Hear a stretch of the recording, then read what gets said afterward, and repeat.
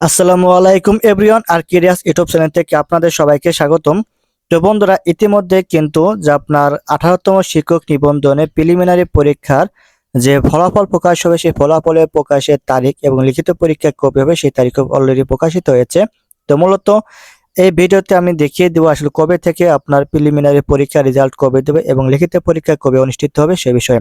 তো বন্ধুরা, বিস্তারিত আলোচনা শুরু করার আগে আপনি যদি আমার এই চ্যানেলে নতুন হয়ে থাকেন, চ্যানেলটা অবশ্যই সাবস্ক্রাইব করে রাখবেন যাতে পরবর্তী ভিডিও আপনি খুব সহজে পেতে পারেন। মূলত আমার এই চ্যানেলে সরকারি চাকরির সমস্ত আপডেট তথ্য দেওয়া হয়ে থাকে। দেখুন এখানে যে আপনার লেখা আছে যে আপনার 18তম নিবন্ধনে লিখিত পরীক্ষা কবে জানালো এনটিআরসি। এই 18তম লিখিত পরীক্ষা কবে সে ফল প্রকাশ পর্যন্ত অলরেডি হয়ে গেছে, মানে কবে পরীক্ষা শুরু হবে সেটা জানাবে এবং প্রিলিমিনারি পরীক্ষা কবে দেবে সেটাও, মানে রেজাল্ট কবে দেবে সেটাও জানাবে। তো দেখুন, 18তম শিক্ষক নিবন্ধনের প্রিলিমিনারি পরীক্ষা ওএমআর শিট মূল্যায়নের কাজ শেষ হয়েছে। এখন ওএমআর শিট স্ক্যানিং এর কাজ চলছে।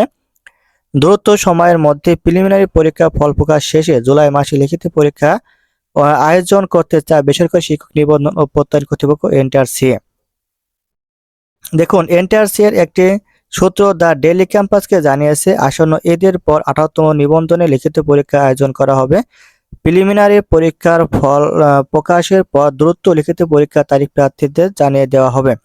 এ বিষয়ে জানতে চাইলে এনটিআরসি সচিব ওবায়দুর রহমান দ্য ডেইলি ক্যাম্পাসকে বলেন, 18তম নিবন্ধন লিখিত পরীক্ষা জুন মাসে আয়োজনের পরিকল্পনা ছিল, তবে প্রশ্নপত্র ছাপানোর কাজ একটু দেরিতে শুরু হওয়ায় পরীক্ষা জুলাই মাসে আয়োজন করা হবে। দেখুন, পরীক্ষার নির্দিষ্ট সময় জানতে চাইলে তিনি আরো বলেন, পরীক্ষার তারিখ এখনো চূড়ান্ত হয়নি, তবে জুলাই মাসের মাঝামাঝি অথবা সেই দিকে লিখিত পরীক্ষা আয়োজন করা হতে পারে। এর আগে গত 15 মার্চ 18তম শিক্ষক নিবন্ধন স্কুল সমপর্যায় স্কুল পর্যায় 2 এর প্রিলিমিনারি পরীক্ষা অনুষ্ঠিত হয়। এদিন সকাল 9:30 থেকে 10:30 পর্যন্ত দেশের 8টি বিভাগের 24টি জেলা শহর এ পরীক্ষা অনুষ্ঠিত হয়। একই দিনে বিকেল 3:30 থেকে 4:30 পর্যন্ত কলেজ পর্যায়ে পরীক্ষা অনুষ্ঠিত হয়। এ পরীক্ষায় অংশ নিতে আবেদন করেছেন 18,65,000 প্রার্থী। তো বন্ধুরা, এই ছিল ভিডিও। সবাই ভালো থাকবেন, সুস্থ থাকবেন। আসসালামু আলাইকুম।